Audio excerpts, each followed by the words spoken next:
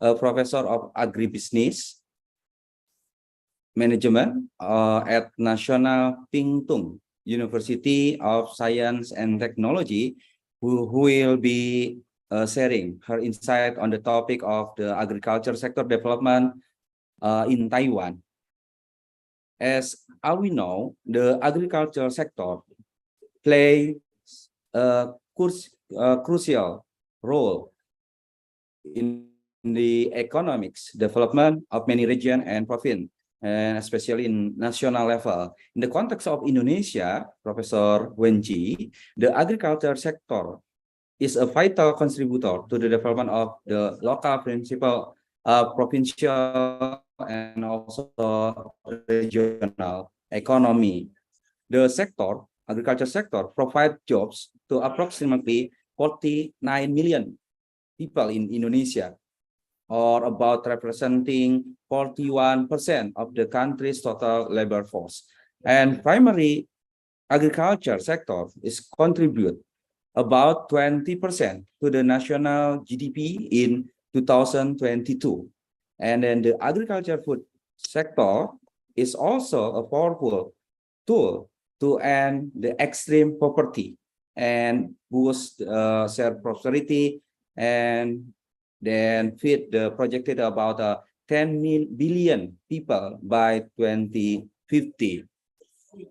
And if we, from this side, we are excited to hear Professor Wenji perspective on this important topic, agriculture sector development, especially in comparing to the Taiwan. Yeah. So I would like to thank all of the students in here and all of participants for joining us today. And I encourage you to actively participate in this discussion, ask a question, and share your insight. And your engagement is integral to success of this event. Once again, thank you for your attention, and let us make the most of this opportunity to deepen our understanding in the agriculture sector impact on our economy, especially in Indonesia and comparing to Taiwan. Thank you. Assalamualaikum warahmatullahi wabarakatuh. Selamat sore, good afternoon. Okay, thank you, Bapak Ferry, for the opening speech. And coming to our main event, the lectures from Prof. Wenji Huang. This event will be moderated by one of the lecturers from Economics Department, Ibu Dr. Farah Pangestuti. Ibu Farah, the time is yours. Okay, thank you, Pak Giring. Good afternoon, everyone, and welcome to our 3-in-1 guest lecture series. My name is Farah, and I'm very pleased to be your moderator today. We are honored to have Professor Wenji Huang from National Pingtung University Science and Technology, Taiwan, as our esteemed guest speaker. Good afternoon, Professor Wenji Huang. It's been a while not to have talked with you since our last discussion, maybe almost 1 year last year, almost about 1 year before this year. And we are delighted to have insights from you today. And for the participant, first of all, I would like to introduce our honorable speaker here to you. Professor Wenji Huang is a professor from Department of Agribusiness Management, Department of Tropical Agriculture and International Cooperation from NPUST. Yeah, because we have also have a MOU from between Marijaya University and NPUST. And then her research interest covers resource and environmental economics, regional economics, agriculture economics, international agribusiness, and last but not least, quantitative methods. And she got so many honors and awards, and some of them are the best paper in the international session of the Taiwan Rural Economics Association annual conference and seminar, in 2022, and in 2021 become Excellence Award in the internet from the International Wetland Conference paper competition. And her research experience, the thing that I found interesting is that she has an extensive publication with Indonesia as the case study, yeah, and even she also has research in Malang Regency. And here is the LQ or location quotient of fishery sectors in Malang Regency is Java, Indonesia, here where Brawijaya University is located. And also, is money related to fishermen's happiness a study from Indonesia again? Does adaptation of climate change promote household food security insight from Indonesian fishermen? So many studies held in Indonesia, yeah, Professor Wenji. Okay, so for the participants, during the lecture, please type your question in the chat, and I will present them to Professor Huang for responses. And before we begin, let's take a moment to review today's agenda. And the topic of Professor Huang is here is agriculture sector development in Taiwan. Yeah, and we have approximately 45 to 60 minutes for Professor Huang to present, and then we have around 30 minutes for discussion for the Q&A. Without further ado, Professor Huang, the virtual floor is yours, and please go ahead with your lecture. Thank you. Okay, Dr. Farah, thank you very much for the nice introduction. So I think because of the limit of the time, I will share my screen and we can start the talk for today. Okay, can you see my screen here? Yes. Basically, is the the first page. So you already covered the topic for my talk, so I can skip this page. So there is an issue about, my full-time position is at the Department of Agribusiness Management, but I do affiliate with other departments in our program. So some of you might catch it from the tropical agriculture and the Indonesia cooperation, which show up in the maybe the poster, because in fact I've been collaborated with the department since 2000, so it's really quite a long time. So we'll cover the topic for today, but before we got started, I'm very happy to hear about the background of agricultural situation in Indonesia and how important the sector is. From Taiwan's perspective, even though the sector doesn't contribute that much in terms of the employment or the contribution to national income of Taiwan, simply because we have pretty strong other sectors, services, manufacturing, and so that's why agriculture is not really contributed that much in terms of the national income. But anyhow, it is still a very important sector. We always say that the food security issues is national security. So agricultural sector actually play a very important role regardless of the current contribution. But anyway, but it's not really as low as we were kind of saying that this is not important anymore, because we already say that for agriculture sector, it's not just about the final product, but it also contributed to the livelihood and preservation of the ecological system for our future generation. So I think to set forth to this beginning of the talk. Okay, so let's move on to the, so about myself, it's already been covered, so I will skip this part. I actually had a new were being identified as a distinguished professor, and that goes back to 2022. So it's and as an update, actually, my international services, aside from the academic activity, actually, I'm currently the board member for the Asia Partnership for Rural Human Resource Development in rural area. It's a long organization name, so the abbreviation is AsiaJRA.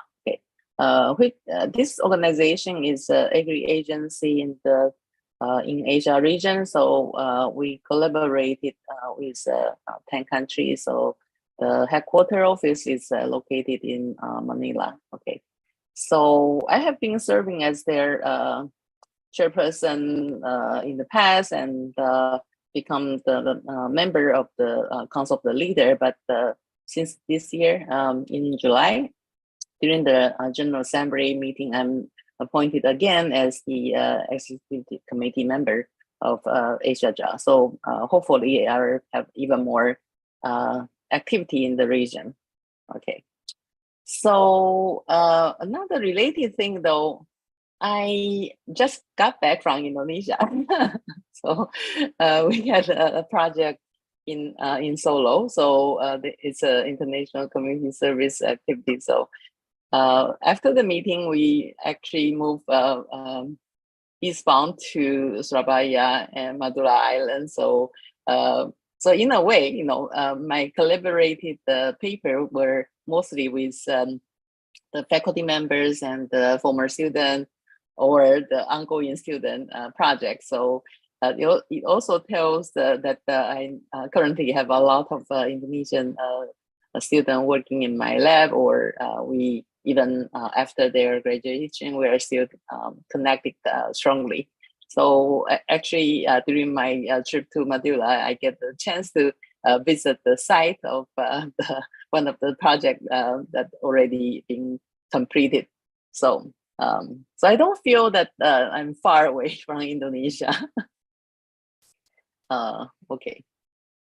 So the topic I would like to cover is that well, I don't want to go for too much detail about what kind of agriculture activity. I would focusing on in terms of the sectoral development, the agricultural the features of the Taiwanese agriculture, and you know, despite that it's no longer the biggest employment or the highest percentage in the national income contribution compared to the past.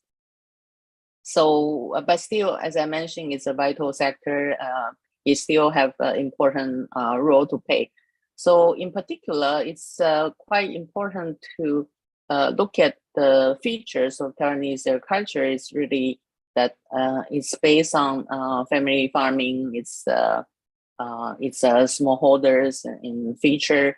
So because it's small, so we need to find ways for them to well, stood up to the expectation of the new generation of consumer, which is far from the rural area nowadays. And so how to link the food sector or the agricultural sector in general to the public or to the consumer group become a pretty important issue.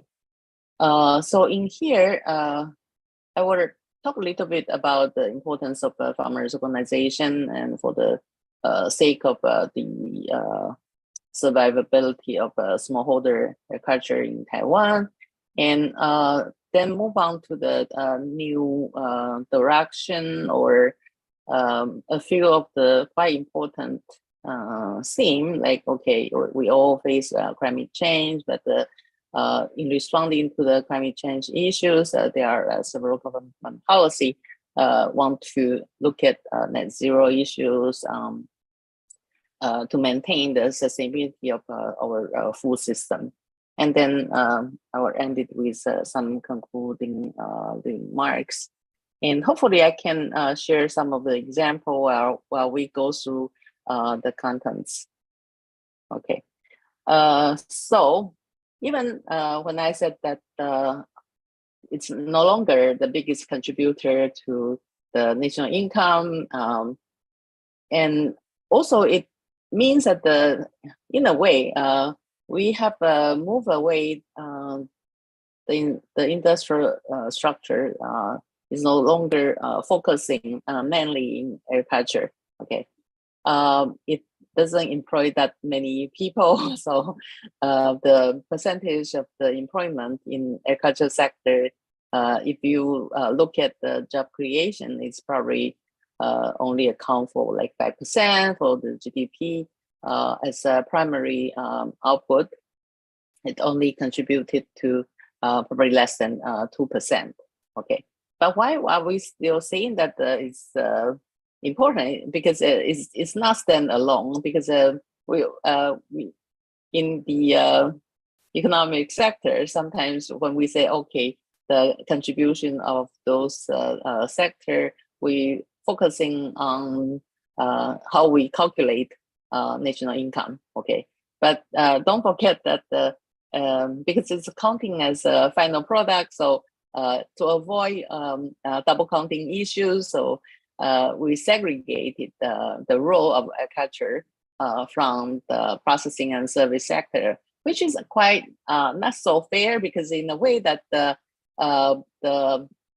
agriculture sector or the farming sector also evolve from not just doing the primary output. Farms are now engaging in food processing and to commercializing it. I mean, because to think about it, traditional farms, okay, all farming activity linked to the home-based consumption. So whatever you want to eat, you have to prepare at home. So you don't eat the raw, I mean, paddy rice. It need to be milled. It need to be cooked. And even you want to have some dessert, you have to grind it and made it into a rice flour before you can do anything more about it.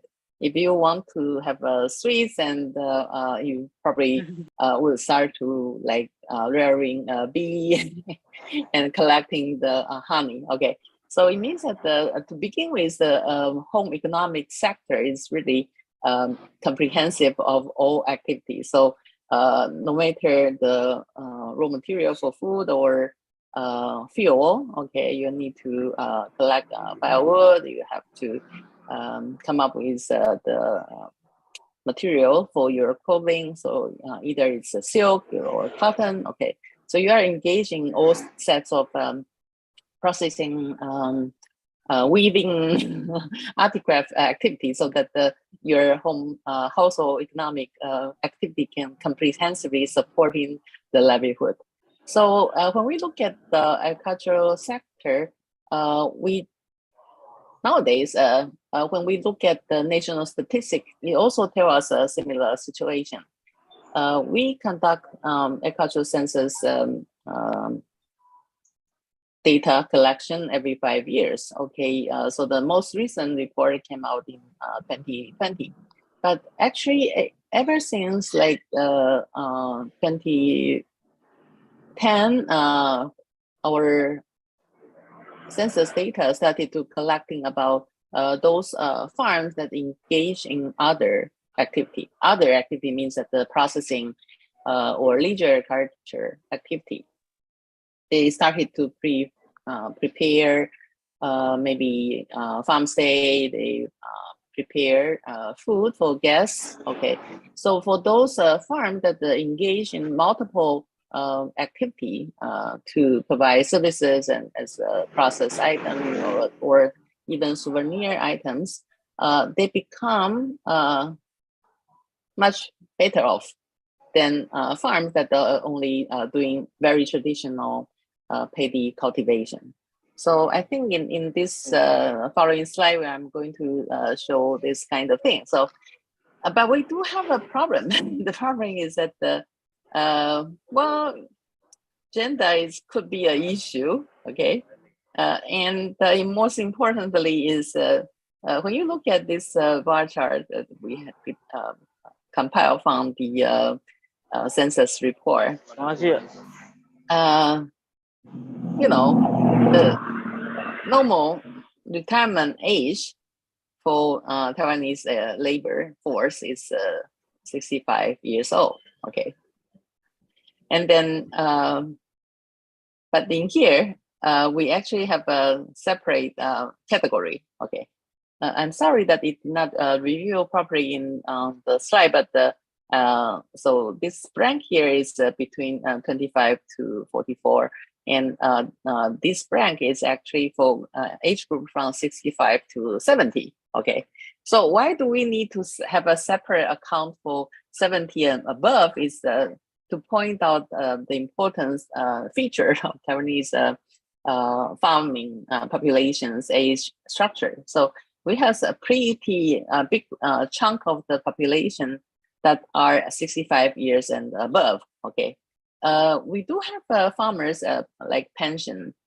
for the hoping that the elder farmer can retire and then they can release their farmland to the young people to inherit and do the succession activities.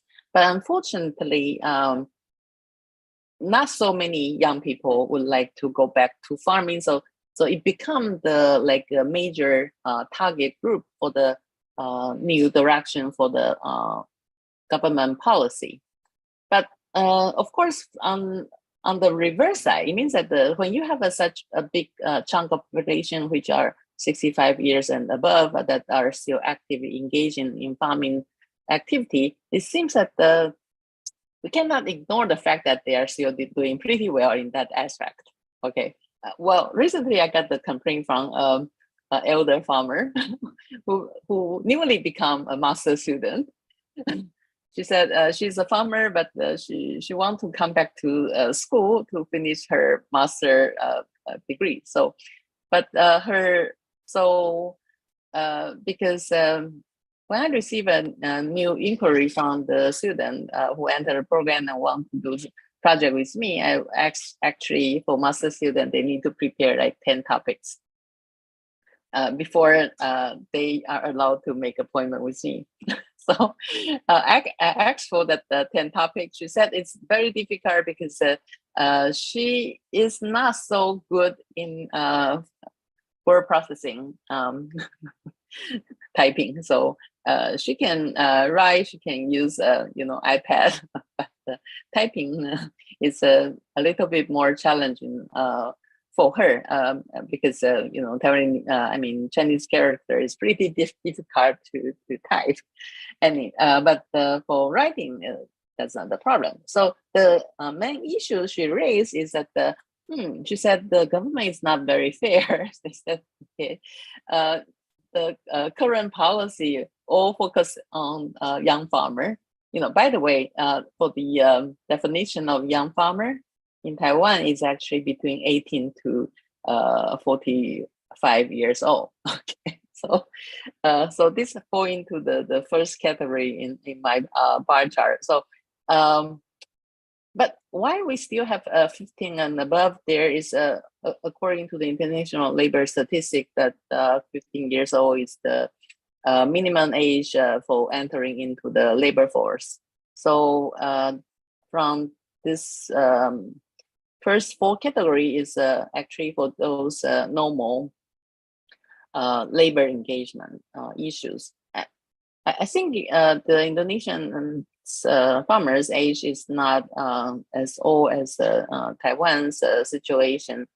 In Japan, they started to have they have a lot of like us. They want to encourage young people to engage in farming, but they also taking in the fact that it's a fact that our people are live longer, and they also have a lot of people who were not farmers before, but they got interested in farming. In particular, they got interested in farming after retirement. So recently, when we observe the characteristic of a project in Japan, it's quite apparent that, for instance, one of the most popular farmers markets it's run by a private sector, but the organizer actually did not use the term young farmer. They actually used the term new farmer. They said, okay, for those who need help, it's not young farmer. They're actually the new farmers who needed more help. So I think this sets in the tones of what kind of the situation that I'm talking about. Now, the previous figure was about the people who, in fact, are working in agriculture sector, mostly working on their family farms. Okay, but this diagram is actually for farm managers. Okay, farm manager means the decision maker in the farm. Okay, so this is quite clear that well, in our system, it's a personal system. So even though in terms of engagement in the agriculture sector, as working as a family member of the family farm, the labor division is quite close. But in terms of the decision making, when you look at this, it's clear that well, because for the age group from 15 to 24 years old, they are hardly manager. Okay, it's more than likely that they were just following instruction at home. And actually, I think it's also clear from the previous diagram that for the age group between 15 to 24, it's not that many people working on the farm or in any business, I think. Okay, because going to college has become pretty common, and we have a pretty high enrollment rate for people who attend colleges. Okay, so it means that before 22-year-old, it's highly unlikely that that they will full-time engaging in the working situation. So that's another explanation. But when you look at this structure-wise aspect, so only like after 65 year or above, the percentage of female manager become a little bit higher. Okay, but still it's less. Well, even at the highest group of people who are 70 year old or above, it's just reached to 28%. Okay, but why the highest age group has a higher percentage of female farm managers? Okay, one of the reasons is actually women outlive men in all occupational scenario in Taiwan. So the life expectancy for female is longer. So that would be one of the reasons behind it. Okay. Now so because I think that the primary production from agricultural, forestry, fishing, and animal husbandry is the most narrow definition for agricultural sectors in terms of the contribution into the national income. So this data actually comes from our national statistics. It started to compiling this information since 2008 or 10, that they were using the satellite account to look at the linkages of the sectors. Okay, but it is difficult to link everything, because if you do that, pretty high percentage can be contributed indirectly into the agriculture sector. So they instead that they use a term like, okay, the most immediate one, like, okay, so basically this include only food, agriculture plus food and beverages. Okay, so it means that if the item is used for fuel or for fiber, then it's not included in the so-called related industry to agriculture. So this is really in a way to say that okay, we acknowledge that there is a linked industry. So those linked one, including manufacturing of food products and beverages, wholesale, retail, and finally the food and the beverage service activity. So in totality, you can see that the primary production grow very little. Okay, but all these 5 different components combined, you can still see a pretty steady, but probably not very high growth from this sector. Okay, so this is a way to convincing us that this sector you cannot ignore it, because the culture is the basis of many other sector in here. So this is really more about the background about our the Taiwan's situation. So well, it means that actually for agricultural food system, it include, well, I think because of the fund size, so it include the agricultural inputs, research and development, financing, processing, marketing, and retailing, the whole way. It means that for farm business in Taiwan, as I mentioned, that it also been confirmed from our national census that for those farms that are engaging in multiple activity, if they are engaging in some kind of processing or marketing or leisure farm activities, it tend to contribute more into their the health of their household income. Okay.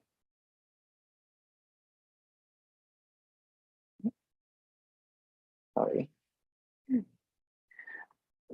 So as I mentioned that why we call it the smallholder agriculture, we're still looking at from its primary production. In terms of the measurement, it's difficult to compare across farming with forestry or animal husbandry. So so typically we're looking at from the land-based aspect. We said, okay, so what is the size of the average farming household? Actually, in terms of land area, we only have like 0.7 hectare per farming household. Okay. Important issue, we used to care very much about who owns the farmland. Okay. It used to be the case that about 96% of the farmland is owned by farmers themselves. But in recent years, we can see that the number has dropped to like 90%.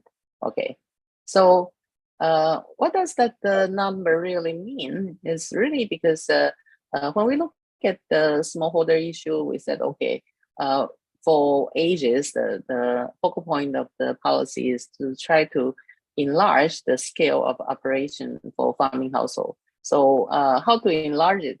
If you cannot change the land holding, one of the things to do is to group them into groups. Okay, so those farming in those farms that are close to each other will be grouped, and they can form into so-called production marketing groups. So so in a way, their operational scale can be enlarged. But sometimes it's very difficult to coordinate in the needs and the direction for your neighbors, and in some cases, your neighbor are not the one who really do the same crop as you. So it can be the surrounding area. Okay, So forming into some kind of alliance of that can do technical support for each other become one of those directions. But when the government started to try to convince the young newcomer into the agricultural sector, it is also the first challenge they face. If you want to do land cultivation, moving into, I mean, the outsider, when they want to move into agricultural sector, how to acquire the productive base become very challenging. Okay, so because it was after the reform program ended in 1950s, having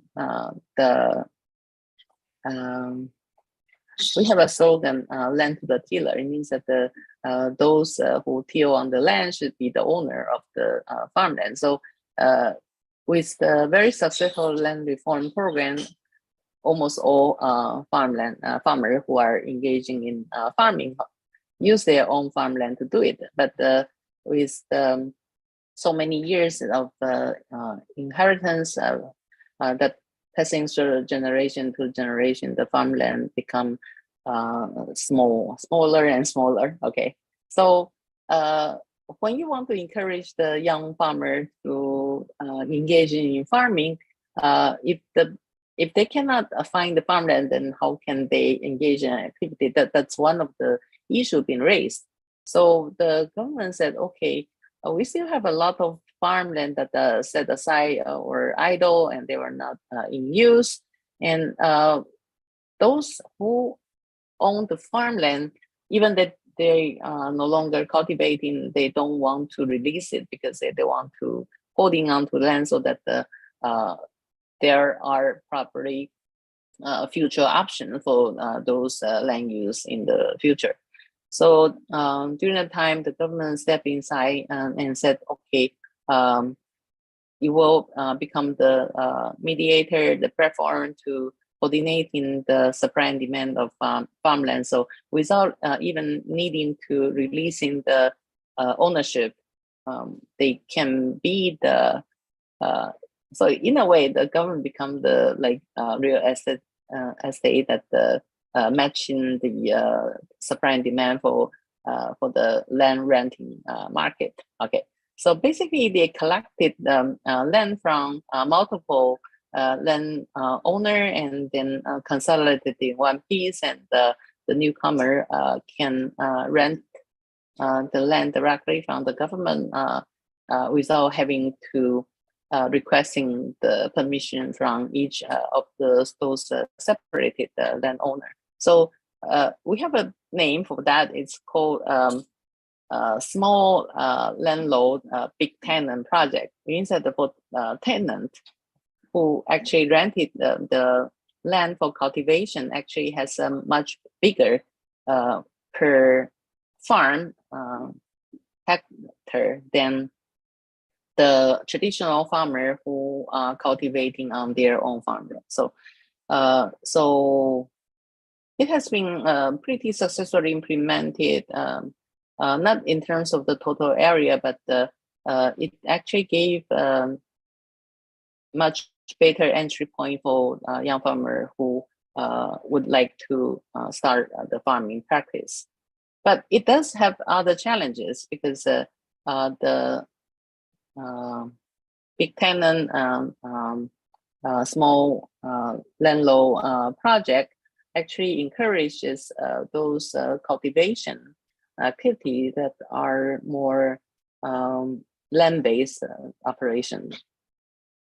Not only that it's a land-based operation, but also for those who are highly mechanized operation. So it means that it favors like the grains, in particular paddy operation, because for paddy field we have extensive machinery service activity that are going on. So it means that if you do that, then you don't need to do too much activity, you can basically rely on the agriculture related service to finish the work.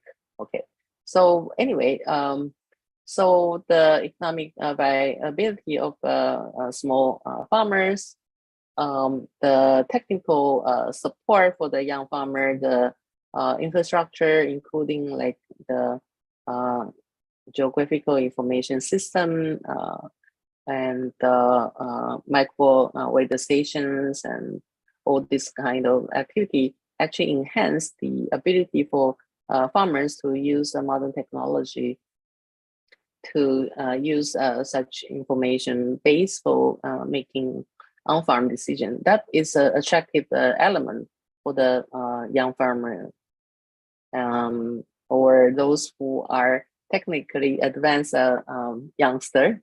When they come into the farming situation, they are turning the farming sector around a lot. But on the other hand, the financial the loans program has to be in place, and the marketing activity tend to be our shortcoming for new farmer, because they all believe that the production technology is very important when they come into the farming sector, but forgetting that actually if you cannot sell the product, you cannot support the sustainability of the farming practice. So some of the young farmers actually realize that some of the supporting service that prepared by the government or through the young farmer group are focusing a lot on the marketing activity. And I went to some of the sharing session of the young farmers.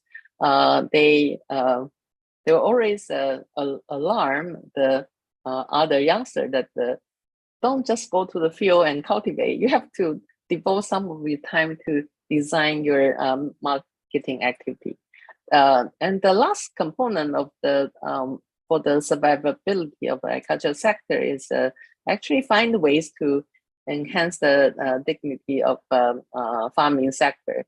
So in terms of the government policy, I think the last component has some contributed element from the award program the government put forth. I also will share some of the examples later.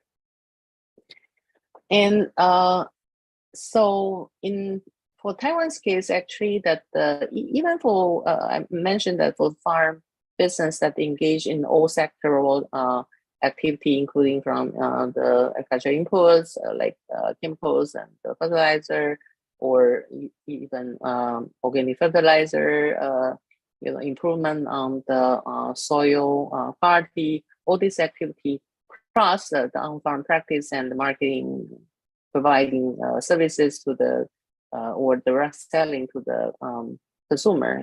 Those kind of things enhance the economic performance of the farming sector. But again, all this different kind of activity need specialized ability for them to engage in the action. So it's very challenging if you want to do everything on your own hands. So having groups and supporting job division among the association or team member become a very important thing. But in fact, when we look at those some of those key sectors that perform well, they never gave up international markets. Not necessarily for the product market, but also from the input market. So, for instance, we have a pretty well-recognized seedling service provider of that formed by production marketing groups. When we visited their activity, they are mainly selling seedlings to those who need it to cultivate.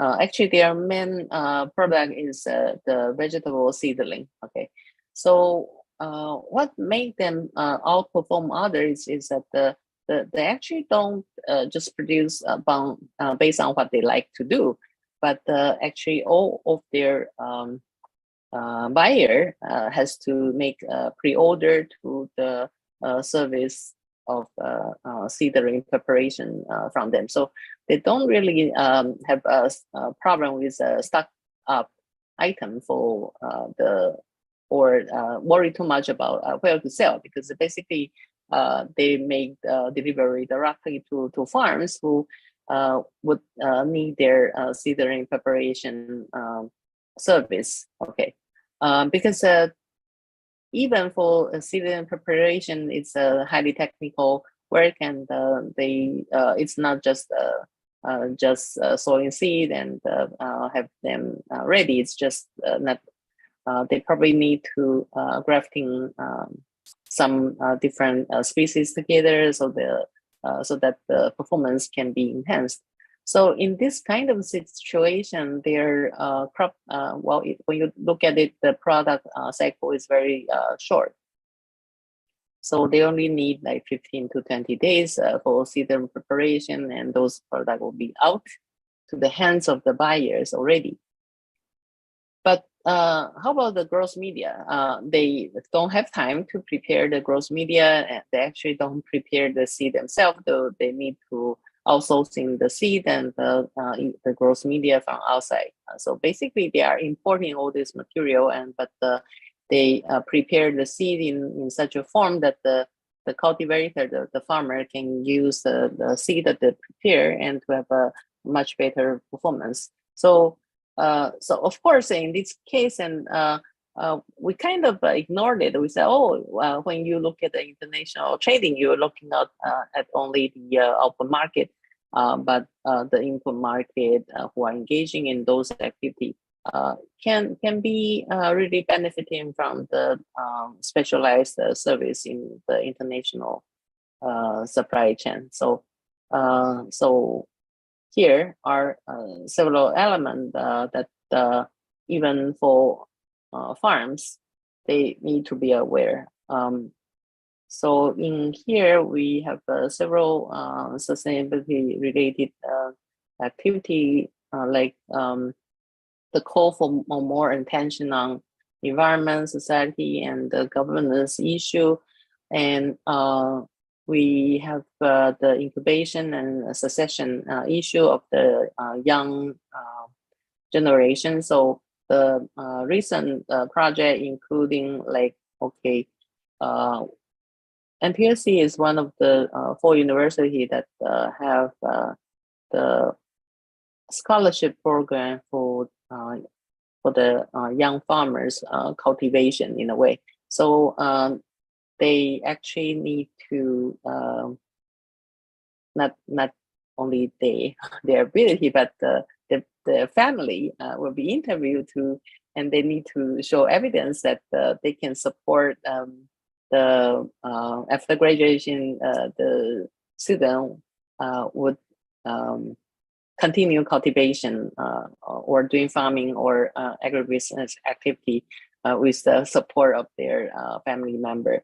But so in exchange for the government actually supported their tuitions and the allowances during their study period, but they need to commit themselves to because studying in university is 4 years, so they need to at least committing themselves for 8 years of to be the agribusiness manager after graduation. So that's one of those things. And then the next component is that the establishing a quotient system to make sure the food safety issue is well maintained. It's really an ongoing project. And for farms, we hope that the farm will be familiar with the ICT technology. And the example that I shown in the picture is actually this is a traceable agriculture product the government put forth. So because of the ease of the use at the consumer side nowadays, you can just scan it and to find out where the product came from and the major step taken to cultivating the such item. So I actually came across one of the pineapple product they were selling in a Japanese supermarket. So I look at the QR code and scanned it. Oh, I found out where the production area is located. It's very near to our campus actually. So so it means that with a well-established system, actually the sharing of information between the producer and the consumer become much easier. Okay. Unfortunately, I think the traceability website doesn't have the in Bahasa. It has the Japanese, Korean, and English, and of course Chinese as language selection. So, well, probably it indicated that for the TAP product, those are the major market we are looking at. Okay. And another component in terms of the support that we have is the agriculture extension system together with the Farmers Association. On the top part, in terms of agriculture technology transfer, we were able to share those knowledge to the small farmers normally through this channel. At the center part is the National Farmers Association. And so down there, it has a county level, and then the township level Farmers Association is at the base level. It means that it's a grassroots level.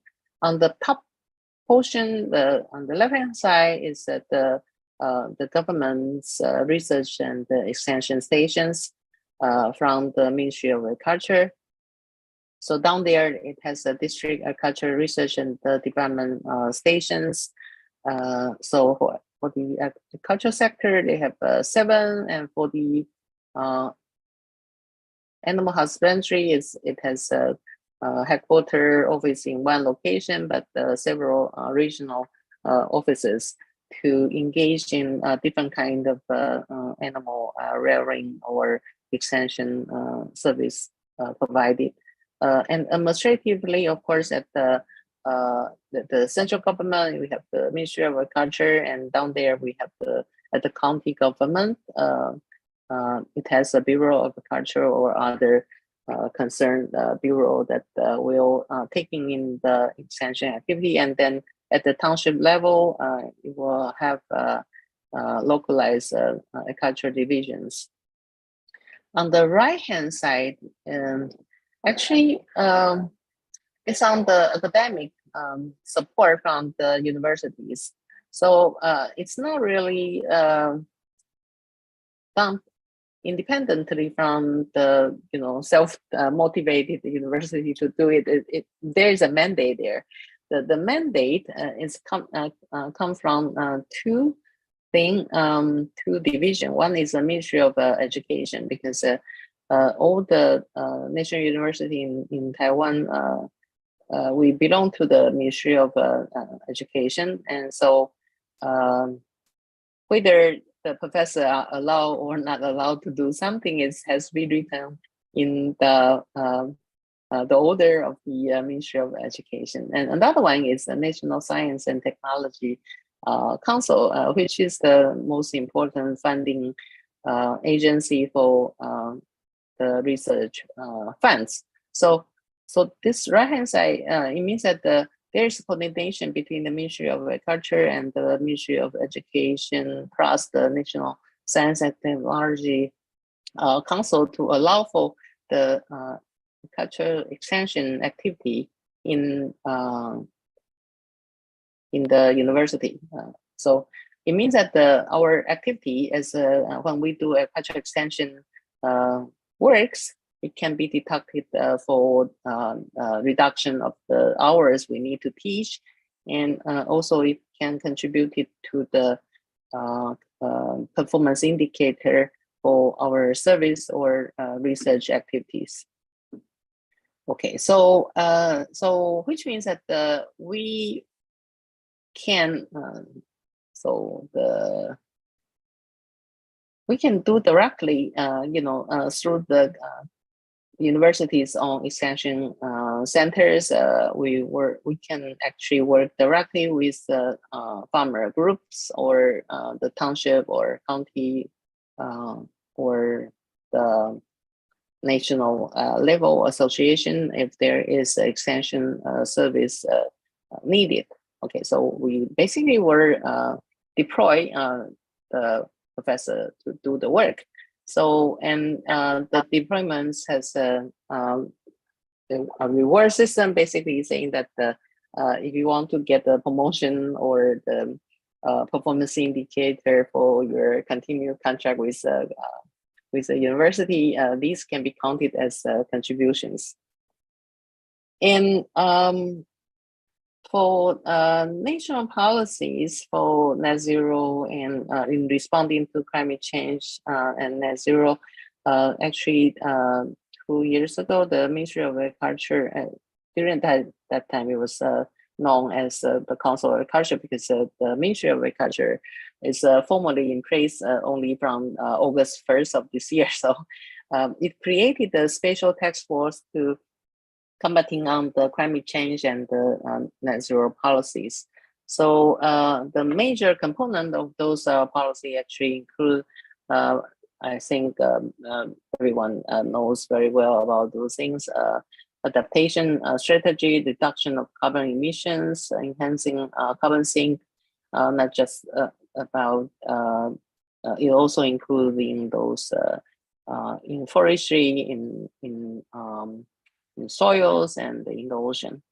And for circular agriculture, we need to practice ways to reduce or to make use of the traditionally regarded as farm waste. Now currently we can put back into the economic cycle by make use of these maybe residues from the agriculture product. One of the example is like because the current MPUSC campus is located in formerly pineapple field. Okay, so typically the leaves of the pineapple plant is not usable, but now they are converting it to many other uses, such as extracting the fibers and developing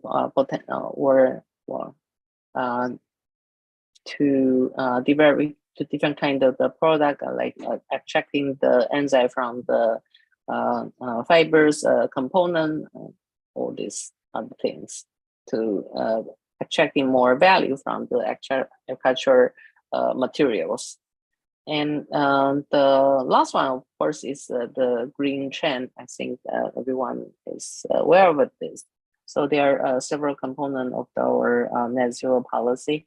So the implementer, including state company, many multinational company, also were tap into this kind of activity, so that it can contribute more into to be recognized as being responsible producer.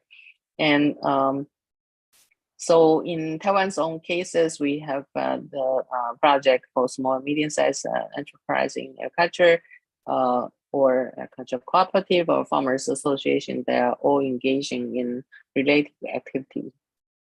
Okay, so, and this one is for in responding to the Asian agriculture population and labor shortage and climate change related activity, is to have a smart farming practice being implemented since so I think there are new projects coming out after 2023, but there are interesting results coming from the implementation period of the project. So if you want to know, can actually go to the website to learn more about it. I think we have a shortage of time, so I'll move very quickly. So for instance, these are the 10 major, we call it the flagship sector for smart agriculture.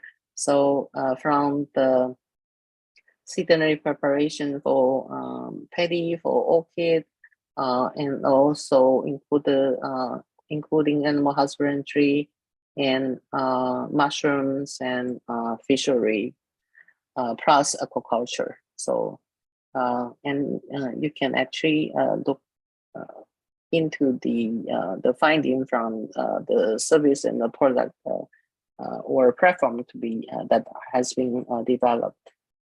And this is another example. It's for the fishery for aquaculture management. So there is actually a software company that developed the app that can be used on the farms. So actually, this solution is provided by one of our alumni from the College of Management from MPUSD. So they are from the Management Information System. And this one is actually, you can see my picture in the middle. We are sending off students to do semester-long internship. And this one is from one of the seedling companies. So it's called a nursery, the Princess Nursery. But one of the products that's shown on the screen on the left-hand side is actually the vanilla, plant. Okay. So now they are developing into the processing side at the biotech park to do the fermentations. I haven't visited their facility yet, but I was told that it's in place now. So now they are not only multiplying its through tissue culture, the vanilla plant, but also they are growing it and successfully doing fermentation so that the final product has a prosperous outlook from the local buyer. But they are also interested in the international market, so we'll see how it works. Okay, so these are their other seedling product, and this one is an example that I mentioned that the supporting service from the local government is quite interesting. Indonesia has cacao, and you have a chocolate product. Taiwan Taiwan's cacao industry is a new industry, so it's really emerged around our campus area. So, near to our campus area. So instead of the agriculture ministry is actually for the community near here, because of their tribal, they belong to the Hakka area, so there is a special government unit that take care of Hakka affair. Actually, is the promoter of the cacao industry here. Basically, we grow from the tree, collecting the beans and doing fermentation and processing to the final products, which is chocolate. And so, by the way, it's selling it very expensively. So. The note here is that actually my former student, she got her degree in 2020. She adapted the SAPA tool. SAPA tool is about a measurement of making assessment of the sustainability. This tool is developed by the Food and Agriculture Organization of the United Nations since 2014. And since then, recent updates is that they're developing into an app so that the industry or company can make a self-assessment on whether the sustainability indicator, including the ESG plus economic performance, is qualified as being sustainable. So she used this tool to make an assessment, and they are still, according to her study, the coordination among the, the stakeholders are still limited. They are still pretty much working on their own independent operation. But because the template is actually the one that prepared by the Hakka Affairs division of the local government, it at least serving as the platform to let people know who those stakeholders are, and or identify the different characteristics from each of the provider. Okay, and this is another example. This is a technical support for young farmers from the government supporting unit, as I mentioned, about the Agricultural Research and Extension Station, animal husbandry, and actually for tea. I'm sorry, these materials in Chinese, but if you scan the QR code, you probably can still find the responsible agencies from our and these are some of the example of the young farmer in the fishery. So it's they were selected, and their product being identified in the special booklet compiled by the government. So you can see that some are inheriting successing from the old generation, but many of them are doing their own product cultivation and the product development. So in most cases, it's not only the parent product, it's always being in the process form. So their product is pretty well received, and because they are those are the award winner of the Young Farmer Group. So yeah, and this one is almost approaching to the last of my presentation. I talk about the farmers' self-esteem. So I'm sorry, the materials in Chinese, but this is what the Ministry of Agriculture prepared. The right-hand side is actually for promoting the local domestic, rice product for the packaged rice.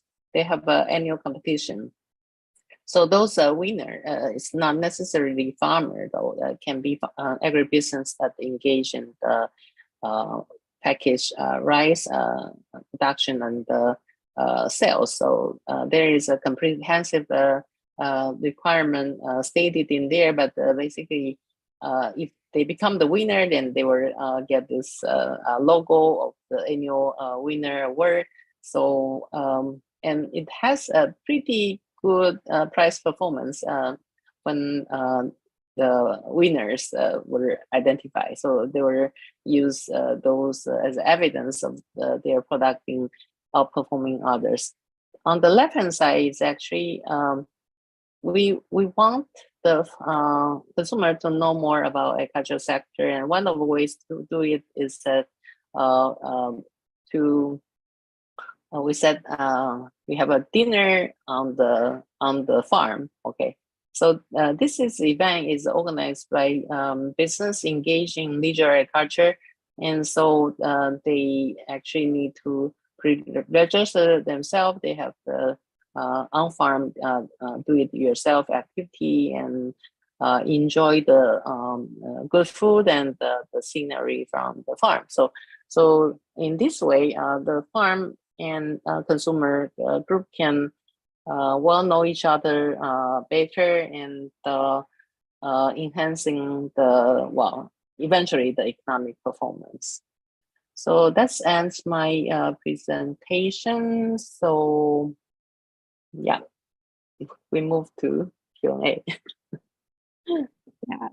Okay. Thank you very much for your very enlightening presentation of work, and I really amazed of what you have presented about, especially about the data. You have really rich data. So yeah, I think it's very important to have the composition of the age and of as well as the sex of the farmer, so to guide and direct the policy from the government. Yeah.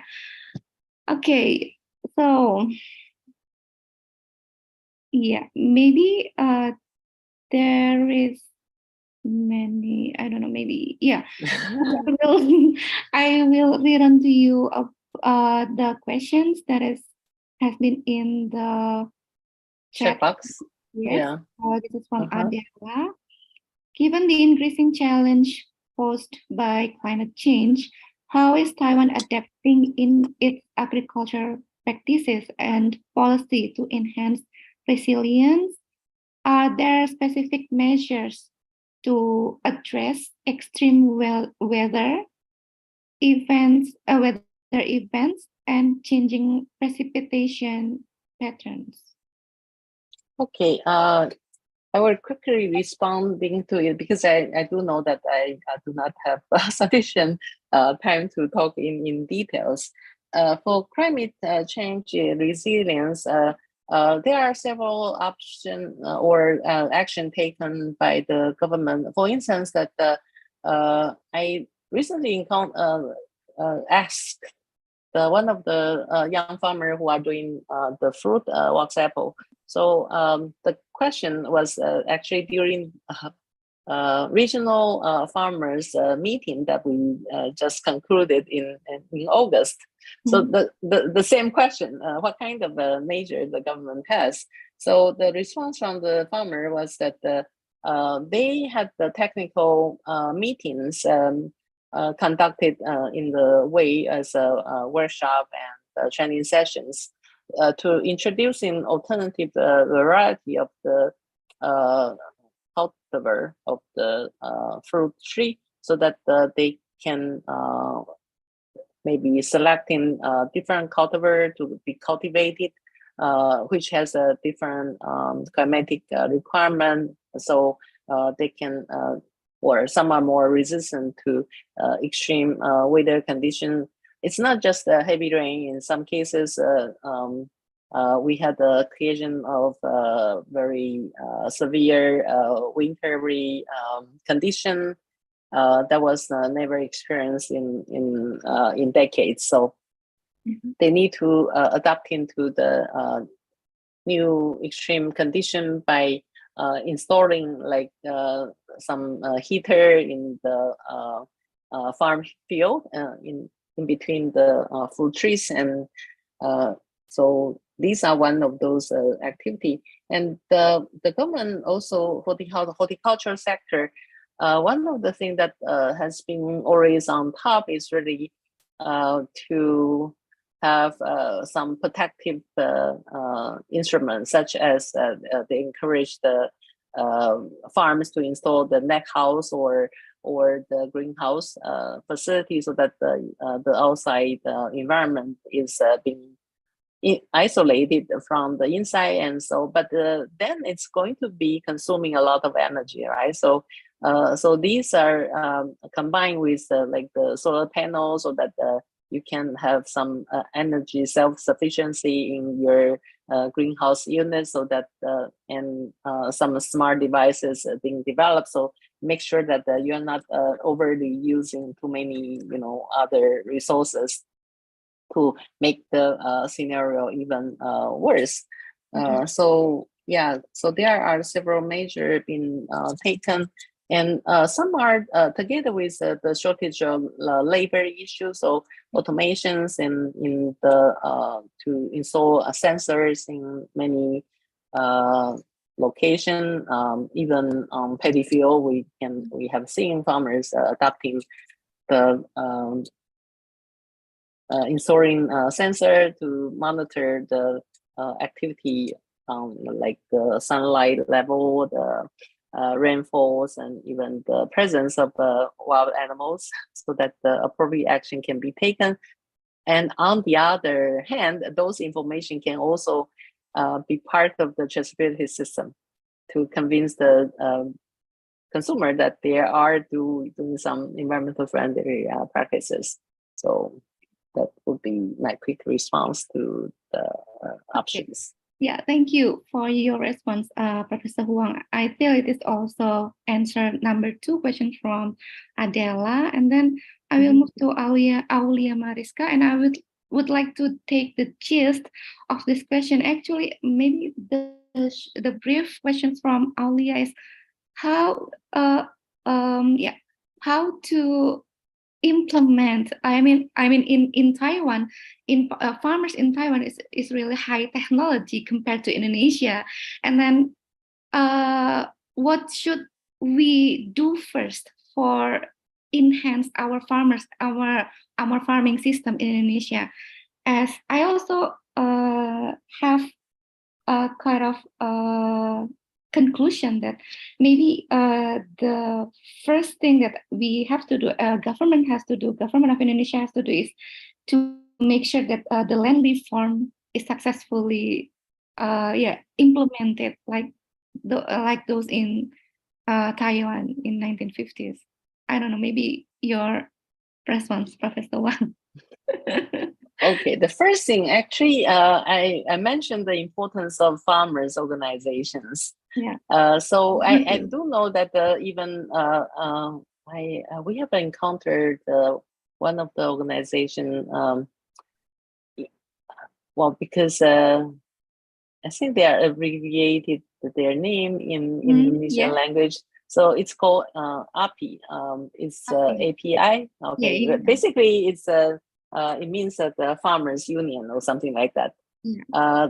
They are based in Jakarta, but I'm not quite sure how extensive their service or organized activities are.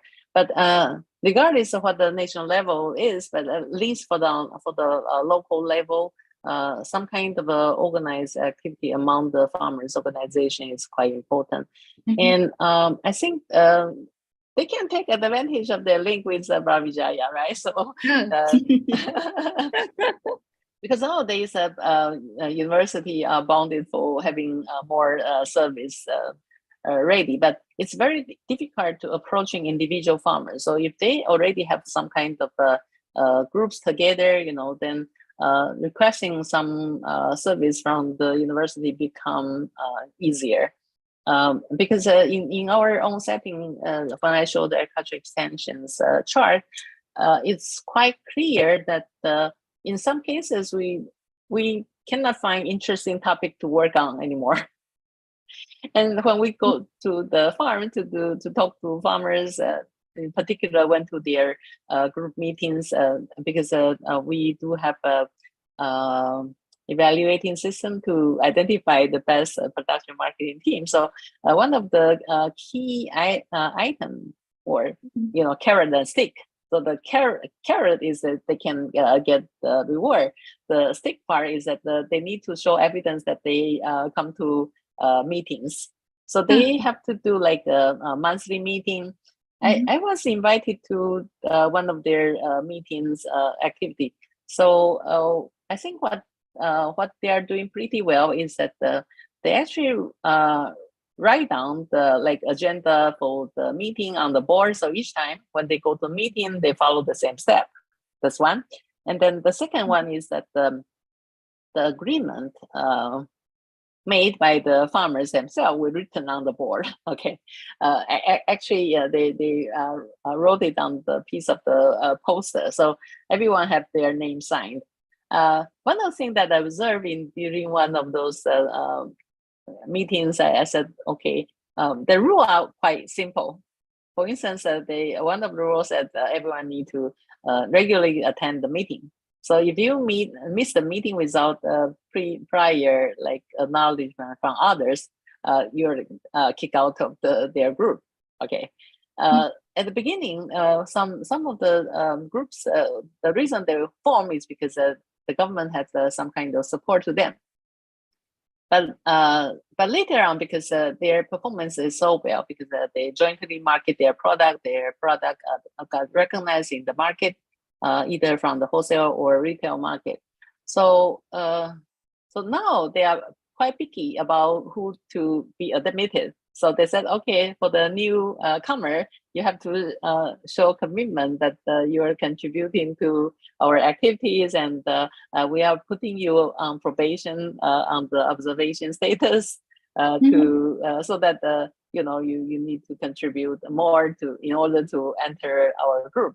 So definitely those positive feedbacks form into like incentive for farmers to join in group, because they can recognize that it has definitely positive affected their economic performance. Okay, yeah, thank you, Prof. Wang. And yeah, so many questions here, and I think your response has covered what Muhammad Iqbal asked, or a question here, and maybe we will pick one more. Is that okay, Professor Wang? Yes, sure. Okay, so the important factor mentioned in the issue is smallholder farmer agribusiness. How small agribusiness holders can implement strategies in building the right system in their production to meet consumer demand. Okay. It's kind of a very complicated question. Yeah, very good. But I think okay, one of those things is that I think for students who have interest in the field, not necessarily doing farming themselves. I think, as I mentioned, that for the smallholder agribusiness, having its own vision and mission, and then trying out the strategy for development still is very important. But I think how do you convince all farmers to do this? They said, well, I already have everything in my mind. Okay, it's more important for young people when they want to engaging in the business. You have the good training in schools, and so all these things is already in your mind, and it's hard to convince the elder person to do it. But if you have a startup business, and you should actually exercise such trainings and to implement it. So in a way, like forming into cooperative can be one of the things that if one is too small, then you can have 5, 10, 20 people engaged with activity. But the most important thing is to identify what is needed in the market, or to identify the gap between the supply and demand. So during the pandemic, we have a very interesting scenario of one fresh agricultural product logistics center. It's very, when you say center, but it's really just one room. Okay, they're pretty small, but they were able to contacting with the other small farmers. And they know this older farmer is not able to properly selecting their product or make it look nice. But no wonder, no matter how difficult it is, they contacted the small farmer, and the role that they play is actually the collect order from the neighborhood. So basically, they are just doing the neighborhood delivery within like 10 kilometers using a scooter. Okay, so their outcome is that they promise to deliver the product within like 4 hours of order. Okay, it's like those food delivery thing, but they are doing grocery. Fresh item. The target group is housewife with young kids, because it's very inconvenient for them to go to the market to go shopping. So having the they wake up in the morning, so they can make order for the material for preparing lunch or dinner. Okay, so because the delivery is very nearby, so they can basically make the deliveries in 4 hours is already very late. So normally they can actually get their item in 2 hours, maybe just one piece of meat and some eggs, or yam and some vegetable collection. So it means that they do daily delivery, so you don't need to worry about stocking up the refrigerator. So it's always fresh, and because the item can come very quickly. The thing is that both small farmers who produce those items, they don't produce in huge quantity. So when they make the delivery, it's really daily delivery. They make so the logistics center. What they do is they will when they collect the yam, they will actually use the brush to clean up the surface, so remove the mud and the undesirable stem, and so package nicely for it to be delivered to the nearby household. So so this kind of thing, and because they also want to practicing zero waste, so the packaging material is basically no packaging. So they were just put in the basket, and those some need to maintain its so they have a coolant to contain those that need to refrigerate it, and then for separated from those items that doesn't. So basically, it's just making delivery to one person is not like using huge delivery truck to moving from so many places. So it means that the all the even the packaging materials, the container can be reused again and again. But because if you are just dumping the stuff out, it's going to waste the time. So what they did is that they have to first make a deposit to the coolant, and so when they make the delivery, they need to return the previous one, and then so they can easily exchange all the items to be used. So it has been amazingly successful during that time.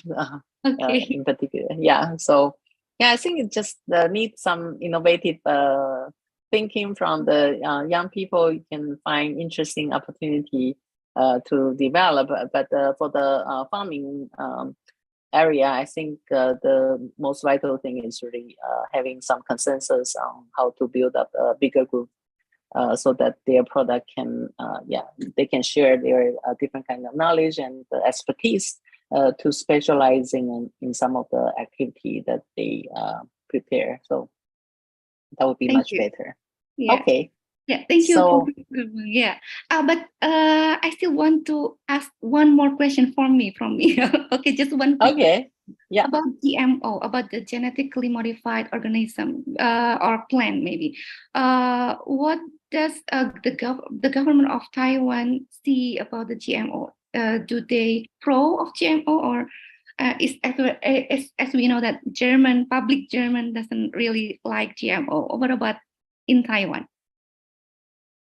For Taiwan's case, because I think the very first GM product that come into Taiwan is basically the soya bean based product. So back in 2000, we already made it a requirement that for those using GM product, they need to show in the label. Okay, so basically it's a soybean related product. Definitely it need to be labeled at the beginning, and then it cover corn related product as well. So but internally from the aspect of the research and the development for the academic unit, of course, they said, okay, you need to know the knowledge.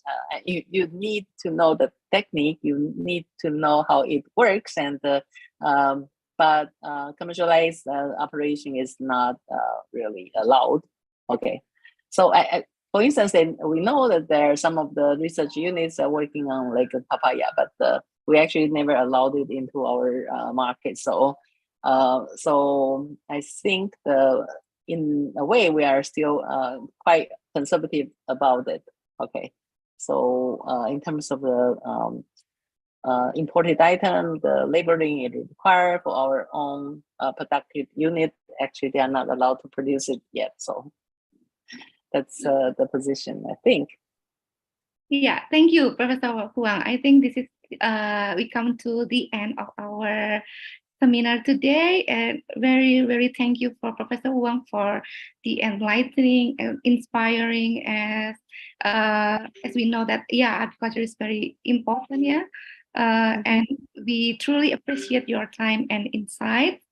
And before we close, just quick summary from me. It is not all, but just some things, some of the other things that I see that is important, that the agriculture sector is very important, as well as in Taiwan as well as in Indonesia, even though the shift it shifts from maybe in agriculture and to industry. And the farm reform or the program from Taiwan, small landlord, big tenants. I think it is very insightful for Indonesia maybe. And I also really amazed that the alumni of NPUST, if I'm not mistaken, Ling Chen company bring the technology for farmers. I think that's all. And once again, thank you, Professor Wang, and thank you all of the participants today. We hope you found this lecture series informative and enriching. And have a nice or wonderful evening for Prof. Wang, because it's been 6 p.m. in Taiwan. It's 6 p.m. And late afternoon for us in Indonesia. Thank you, Prof. Wang. Okay, thank you very much for having me today. So I'm very happy to share of my some of my research and observations to all of the audience here. Hope to see you soon sometime. Okay. Hope to see you too in Broad University, especially. Okay. Bye bye then. Bye bye. Have a nice evening. Have a nice evening too. Thank you, Professor Wenci and Okay. Ibu Farah. Thank you. Bye bye.